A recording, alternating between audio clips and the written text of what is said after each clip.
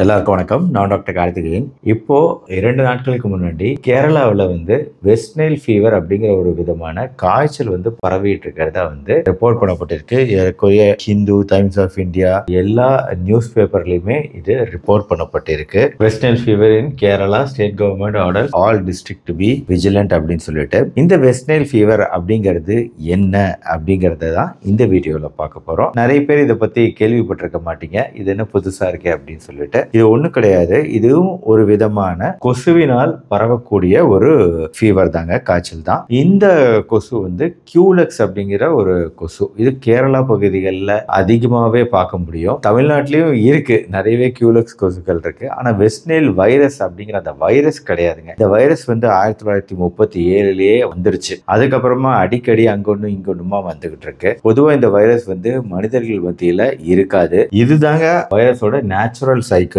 அதாவது பறவை கொசு, பறவை கொசு. பலவிதமான பறவைகள் இப்ப காட்டு பகுதியில இருக்கு. இந்த கொசு இருக்கு. பொதுவா இந்த பறவைகளோட உடம்புல இந்த வெஸ்ட் நைல் வைரஸ் இருக்குது. அதை கொசு கடிக்கும் போது அதை கடிச்சு ஒரு பறவையோட உடம்புல இருந்து இன்னொரு பறவையோட உடம்புக்கு தான் அந்த வைரஸ் போகுதே தவிர இங்கேயே தான் சுத்திக்கிட்டு இருக்கும். ஆனா இயற்கைய மீறி நம்ம ஏதாவது ஒரு சின்ன விஷயங்கள், மாறுபாடுகள் நடக்கும்போது இந்த மாதிரி ஒரு பிரச்சனை நடக்குதுங்க. அதாவது இப்போ ஆக்சிடென்டலா மனிதர்கள் மற்ற விலங்கினங்கள்ல சம்டைம்ஸ் இந்த கொசு கடிக்கும் போது, இந்த வைரஸோட மனிதர்களை கடிக்கும் போது இந்த வெஸ்ட் நைல் வைரஸ் மனிதர்களுக்கு வந்துடுது. என்னன்னா வெஸ்ட் நைல் வைரஸ் பொறுத்த வரைக்கும் நம்ம என்ன விஷயம்னா, ஒன்றும் பெரிய டேஞ்சரான விஷயம் கிடையாது.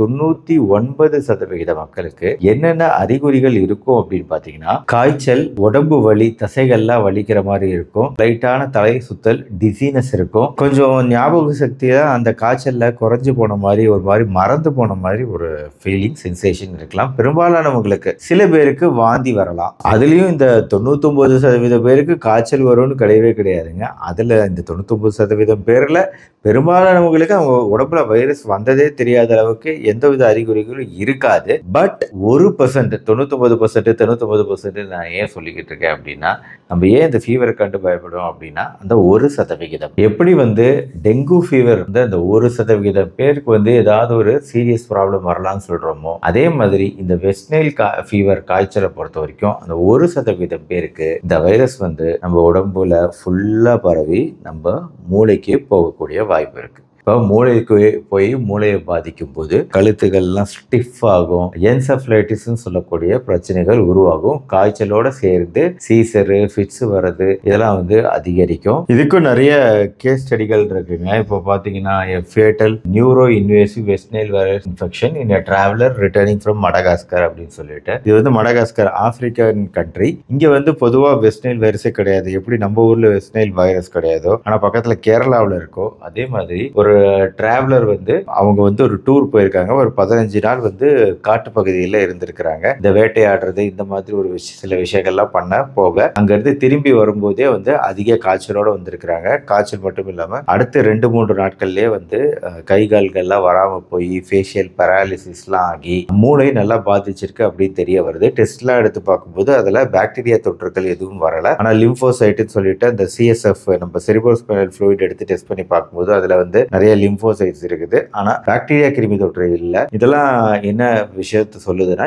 ஏதோ ஒரு வைரஸ் தான் தாக்கிருக்கு அப்படின்னு. பொதுவா டெங்கு வைரஸ் எல்லா வைரஸ் டெஸ்டும் பண்ணி பார்க்கறாங்க. கடைசியா பாசிட்டிவா வருது வெஸ்ட் நைல் வைரஸ். இவங்க ஆக்சுவலா ஒரு வாரம் அந்த ஃபோக்கல் நியூரலாஜிக்கல் சயின்ஸ்னு சொல்லிட்டு கொஞ்சம் கொஞ்சமா அந்த நினைவு ரொம்பவே குறைஞ்சு போய் கிளாஸ்கோ கோமா ஸ்கேல் அப்படின்னு சொல்லுவோம். அந்த கோமா ஸ்கேல்ல 6, 5 அப்படின்னு சொல்லிட்டு அவங்களோட ஞாபக சக்தி எல்லாமே குறைஞ்சு போய் அப்படியே படுத்திருக்கிறாங்க. கொஞ்சம் நியூரலாஜிக்கல் சயின்ஸ் இம்ப்ரூவ் ஆகிற சமயத்துல திடீர்னு கார்டியாக் அரெஸ்ட் இறந்து போயிடுறாங்க. அதாவது இந்த வெஸ்ட் நைல் வைரஸ் பொறுத்த வரைக்கும் அந்த 1% பேருக்கு மூளையை பாதிச்சு இறப்புகள் வரைக்கும் கொண்டு போகக்கூடிய சாத்தியக்கூறுகள் இருக்கிறதுனாலதான் எல்லாரும் ஜாக்கிரதையா இருக்கணுங்கிற அந்த அறிவிப்பு வந்திருக்கு. இந்த பிரச்சனையை உருவாக்கக்கூடிய இந்த வெஸ்ட் நைல் வைரஸை மனிதர்களோட உடம்புக்கு கொண்டு வரக்கூடிய கொசு அப்படிங்கிறது கியூலெக்ஸ். பொதுவா இப்ப இந்த வெய்ய காலத்துல அதிகமா நம்மளால இந்த கொசுக்கள் கொஞ்சம் குறைஞ்சு போன மாதிரி நீங்க ஃபீல் பண்ணாலும் அடுத்து மழை வரும்போது ஆட்டோமேட்டிக்கா கொசுக்களோட எண்ணிக்கை அதிகமாக தான் போகுது. அதே கேரளா பக்கம்லாம் வந்து இந்த தண்ணீர் வந்து எப்பவுமே அந்த நீர்த்தேக்கங்கள் இதெல்லாம் இருக்கிறதுனால உங்களுக்கு கொசு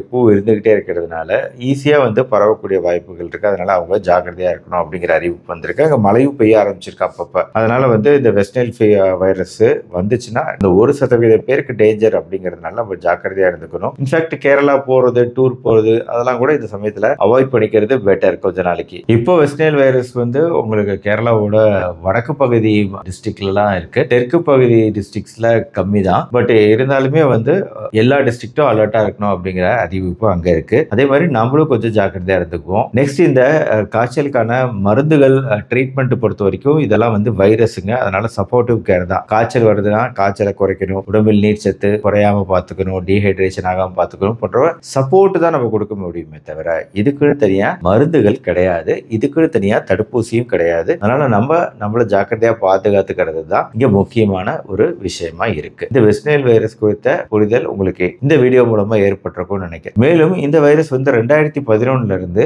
கேரளால வந்துருச்சு. அங்கொன்னும் இங்கொன்னும் தொடர்ந்து வந்துகிட்டே தான் இருக்கு. இப்போ மறுபடியும் அந்த அலர்ட் வந்திருக்கு. தொடர்ந்து அது ஃபுல்லா குறைஞ்ச பாடு இல்ல. திருப்பி இந்த வெஸ்ட் நைல் வைரஸ் எட்டி பார்க்குது அப்படின்னா அதுக்கு காரணம் இந்த சைக்கிள் தாங்க. அந்த காட்டுல வந்து காட்டுப்பகுதியில இந்த பறவைகள் இனத்துல வந்து இந்த வைரஸ் இருந்துகிட்டே தான் இருக்கு. அது அழிஞ்சு போகாது. நம்ம காட்டுப்பகுதியில் இருக்க எல்லா பறவைகளையும் அழிச்சாதான் வந்து வைரஸ் அழிக்க முடியும். அது பிராக்டிகலி இம்பாசிபிள் இல்லையா? அதனாலதான் சொல்றோம் இந்த மாதிரி தொடர்ந்து வந்துகிட்டே இருக்கிறதுனால அதுலயும் இந்த சீசன்ல அதிகமா இருக்கிறதா ரிப்போர்ட் வந்திருக்கிறதுனால நம்ம ஜாக்கிரதையா இருக்கணுங்கிற ஒரு எச்சரிக்கை அலர்ட் நான் இந்த வீடியோ மூலமா கொடுக்கிறோம். கோழிக்கோடு, திரிசூர், மலப்புரம் இதெல்லாம் தான் அந்த மாகாண டிஸ்ட்ரிக்ட்கள் கேரளாவில் இந்த வைரஸ்னால பாதிக்கப்பட்ட டிஸ்ட்ரிக்ட்கள். ஸோ இந்த வீடியோ உங்களுக்கு உபயோகமா இருக்கும் நினைக்கிறேன். இந்த வெஸ்ட் நைல் வைரஸ் ஃபீவர் குறித்த விழிப்புணர்வு பதிவு உங்க ஃப்ரெண்ட்ஸ் அண்ட் ரிலேட்டிவ்ஸ்க்கு ஷேர் பண்ணுங்க. இந்த வீடியோ பிடிச்சிருச்சுன்னா லைக் பண்ணுங்க. நம்ம சேனல் டாக்டர் கார்த்திகேயன் எப்பவும் போல சப்ஸ்கிரைப் பண்ணி அந்த பெல் ஐகானை கிளிக் பண்ணி வச்சுக்கோங்க. இந்த மாதிரி மருத்துவ வீடியோக்கள், எச்சரிக்கை பதிவுகள் ரெகுலரா பார்க்க. நன்றி, வணக்கம்.